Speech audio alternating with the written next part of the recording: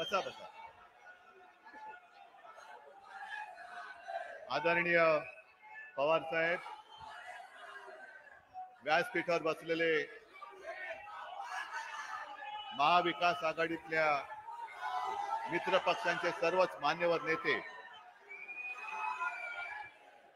आणि जमलेल्या माझ्या बांधवांनो, भगिनींनो आणि मातांनो,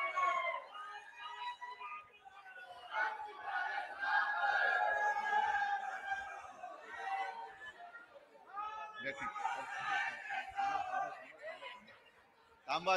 ठीक आहे ठीक आहे. ठीक. माझं वर्णन संयमी म्हणून एवढं काही केलेलं आहे की नेमकं बोलायचं काय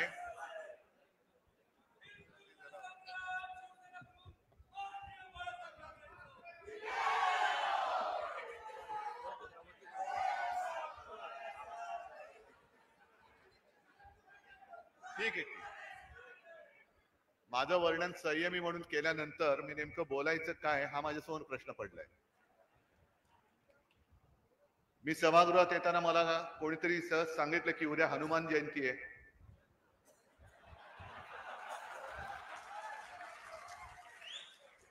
यशोमतीताई मुहूर्त चांगला साधलाय, कारण आज आम्ही इथे सगळे जे आलो आहोत ती थापाड्यांची, खोटारड्यांची, भ्रमाची लंका जाळण्यासाठी आलेलो आहोत. कारण आजपर्यंत खूप झालं, खूप पाहिली यांची थेर. हा मतदारसंघ तसा मी असं म्हणेन, अभिमानाने म्हणेन की शिवसेनेचा.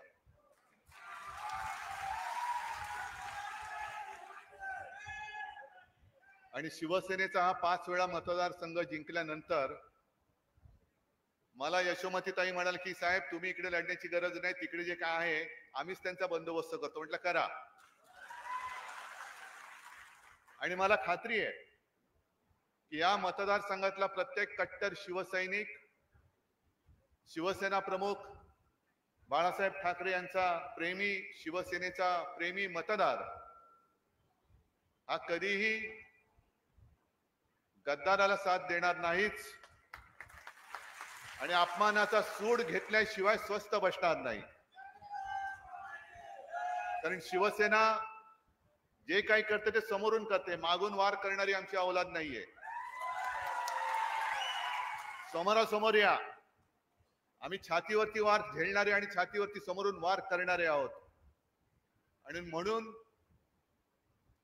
मी आज मुद्दामून आलो की एक मोठी जाहीर सभा घ्यावी असं माझ्या मनात देखील होतं, पण संध्याकाळची सभा ही एवढं आता वेळापत्रक घट्ट झालंय की काही जमत नाहीये. आज संध्याकाळी तर मी वर्ध्याला सभेसाठी जातोय. काल बुलढाण्याची सभा झाली. पूर्ण राज्यामध्ये आणि देशामध्ये एक प्रचंड लाट दिसते. प्रचंड म्हणजे याचं वर्णनच करू शकत नाही. कदाचित अशी लाट ही आणीबाणीच्या नंतर आली असेल, तेव्हा तर आपण सगळे लहान होतो, पण त्याही पेक्षा मोठी लाट आज देशामध्ये उसळले हे सगळ्यांना जाणवते. प्रचाराचे मुद्दे तेच आहेत, पण विशेष म्हणजे आपले माननीय प्रधानमंत्री तत्कालीन, मी का म्हणतो कारण त्यांची 10 वर्ष पूर्ण झालेत. या निवडणुकीच्या काळामध्ये कोणी प्रधानमंत्री असत नाही, ते काळजीवाहू असतात. ते त्यांच्या पक्षाची काळजी वाहत आहेत म्हणून ते काळजीवाहू आहेत. जोपर्यंत शिवसेना आणि भारतीय जनता पक्षाची युती होती त्यावेळेला प्रधानमंत्रीजी मोदी आपल्या महाराष्ट्रात किती प्रचार सभांना आले होते आणि आता किती येत आहेत. आता अगदी गल्लीबोळामध्ये जात आहेत आणि दरवेळेला काहीतरी एक जातीय समीकरणाचं पिल्लू सोडून देत आहेत. काल एका कुठल्या तरी सभेत ते म्हणाले की काँग्रेस ज्यांना जास्त मुलं होत आहेत त्यांना सगळी संपत्ती वाटून टाकेल. अहो मग 10 वर्ष तुम्ही तिकडे बसला होतात, कमी मुलं होणाऱ्यांना का नाही वाटलीत? आता जास्त मुलं कोणाला होतात आणि कमी मुलं कोणाला होतात ते मोदींना कसं कळते देव जाणे. ना त्यांच्याकडे यंत्रणा असेल कारण प्रधानमंत्री आहेत.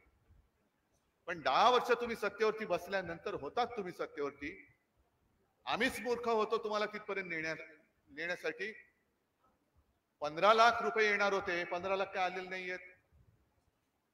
आणि आता ते जे काही चालतंय, मी कालच्या सभेत बोललो, काही मुद्दे मला मुद्दामून सगळ्या सभेत सांगायचे.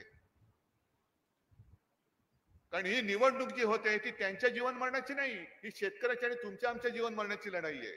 आयुष्य कसं जगायचं, स्वातंत्र्यामध्ये लढायचं की पारतंत्र्यामध्ये लढायचं. आणि ही अमरावतीची जी भूमी आहे, तुकडोजी महाराज, यशोमतीताई, गेल्या वेळेला मी स्मारकावरती आलो होतो, गाडगे महाराज, गाडगे बाबांनी एक धर्म शिकवलेला आहे. आणि तुकडोजी महाराज नुसते काही भजन कीर्तन करत नव्हते बसले, त्यांची कीर्तन सुद्धा ही देशप्रेमाने ओथंबलेली होती, क्रांतिकारकांना प्रेरणा देणारी होती. आणि मी जर का नीट विसरलो नसेल तर त्यांच्याच त्या 2 ओळी आहेत, पत्थर सारे बॉम्ब बनेंगे, भक्त बनेगी सेना, झाडू झडले शस्त्र बनेगी, नाव लगेगी किनारे.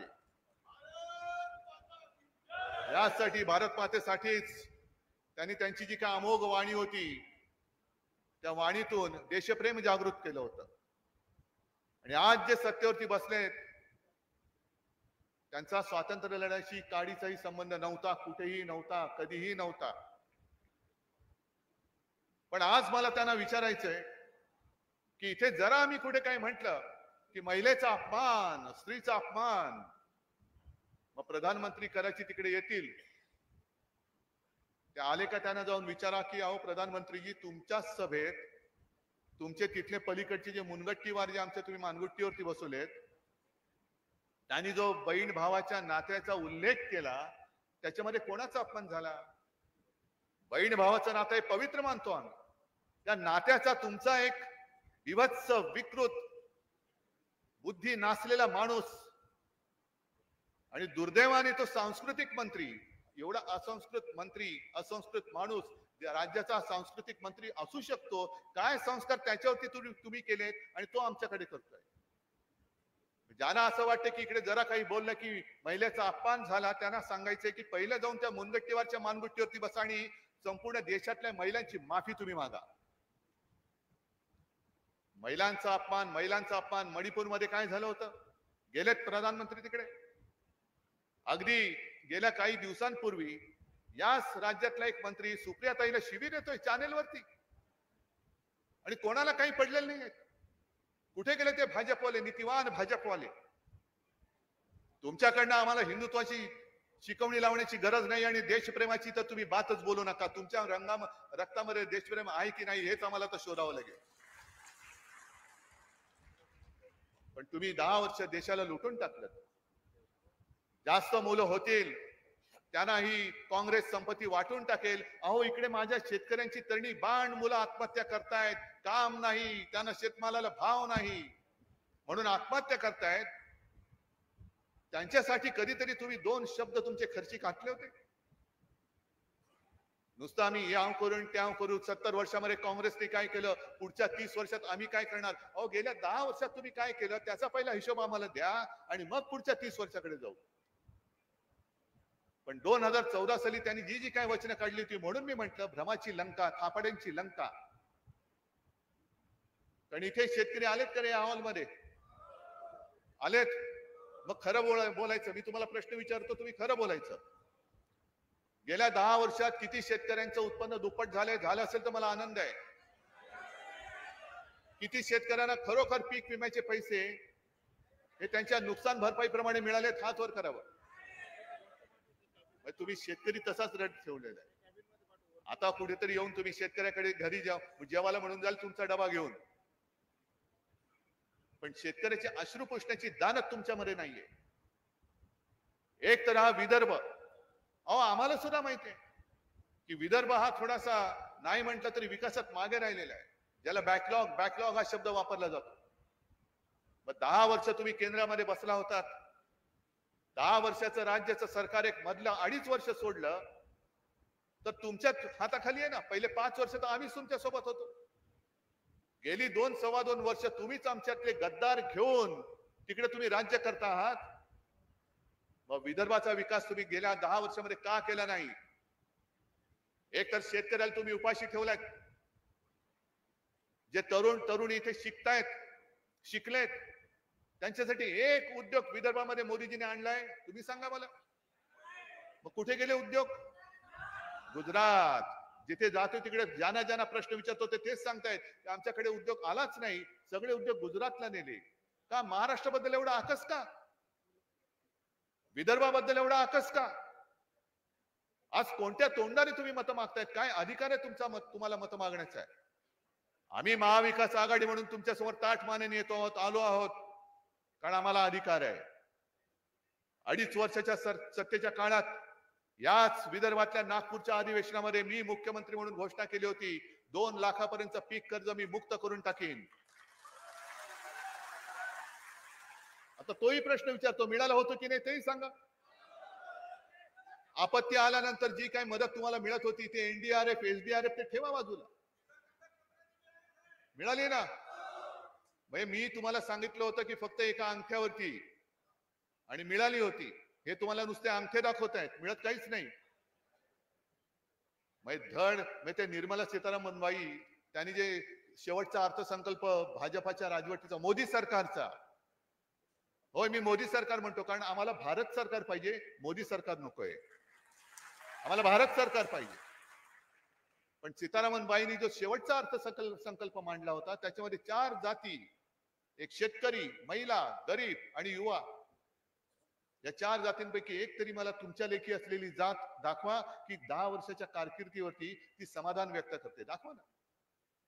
महिला समाधानी आहेत, शेतकरी समाधानी आहेत, गरीब समाधानी आहेत, युवक समाधानी आहेत.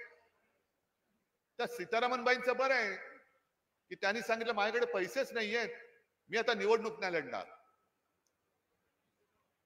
बरं ठीक आहे, पण निवडणूक लढणार नाहीत म्हणून गप्प नाही बसल्या. त्यांनी परत आणखीन एक वक्तव्य केले की आम्ही निवडणूक रोखे पुन्हा आणणार.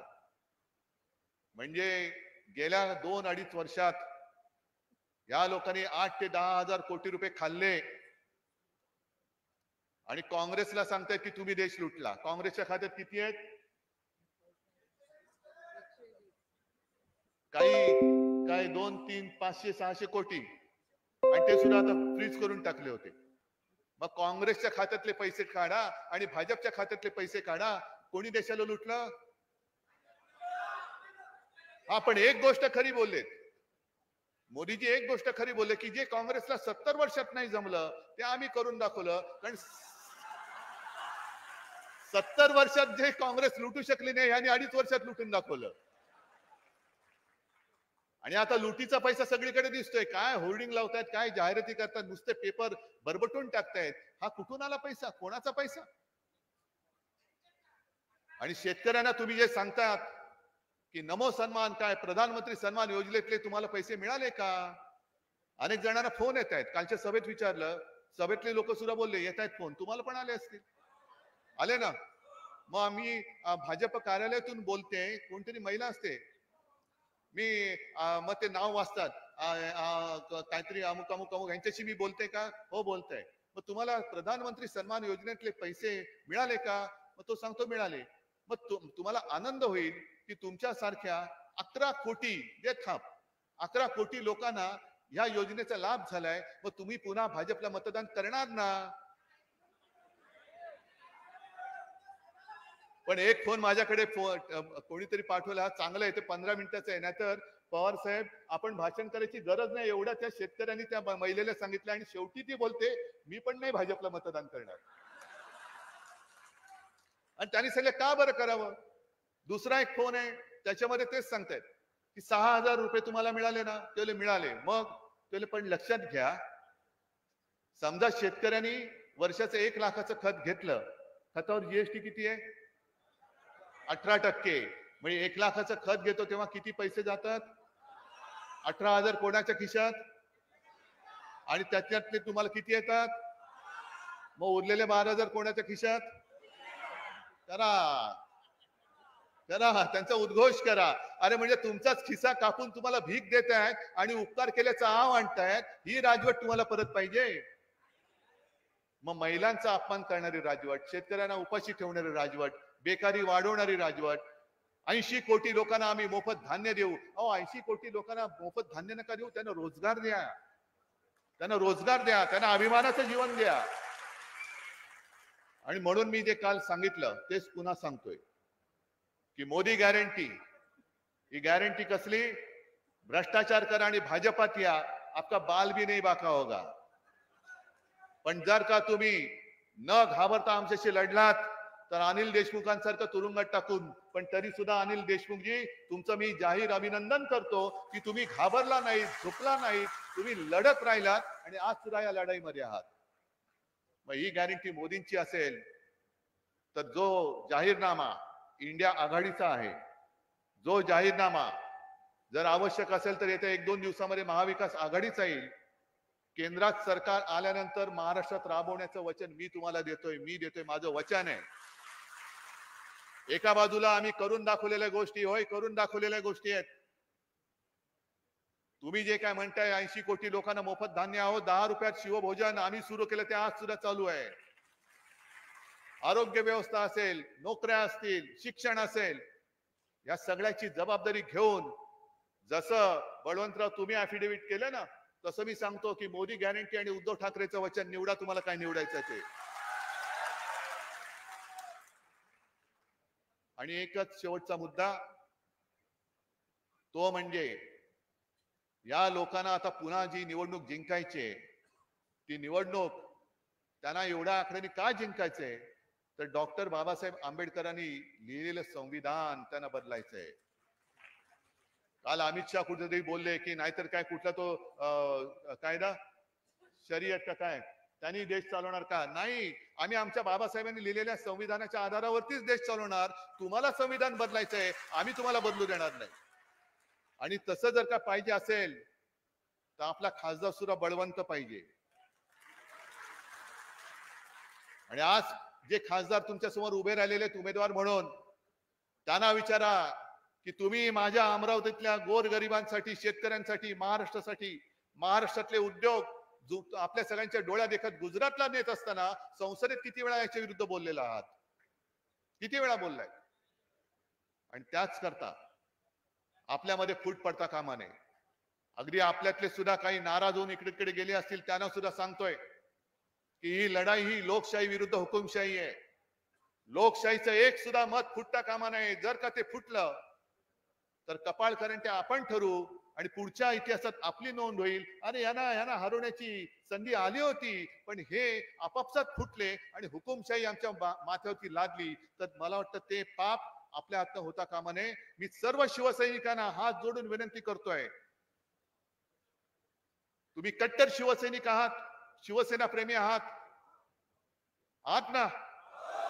मग आपले एक सुद्धा मत तिकडे तिकडे जाऊ देता कामा नये. आपल्यातले बरे जरी तिकडे जाऊन उभे राहिले असले तरी सांग, ही वेळ आता नाही, तुला मी मत देणार नाही. माझं मत यावेळेला महाविकास आघाडीच्या बळवंतरावाला आणि काँग्रेसच्या हातालाच आहे.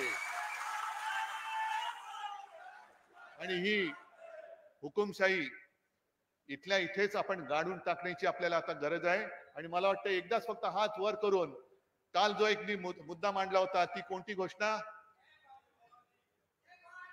हा जरा ध्यान जोरात. पुढची, अरे जय भवानी जय शिवाजी.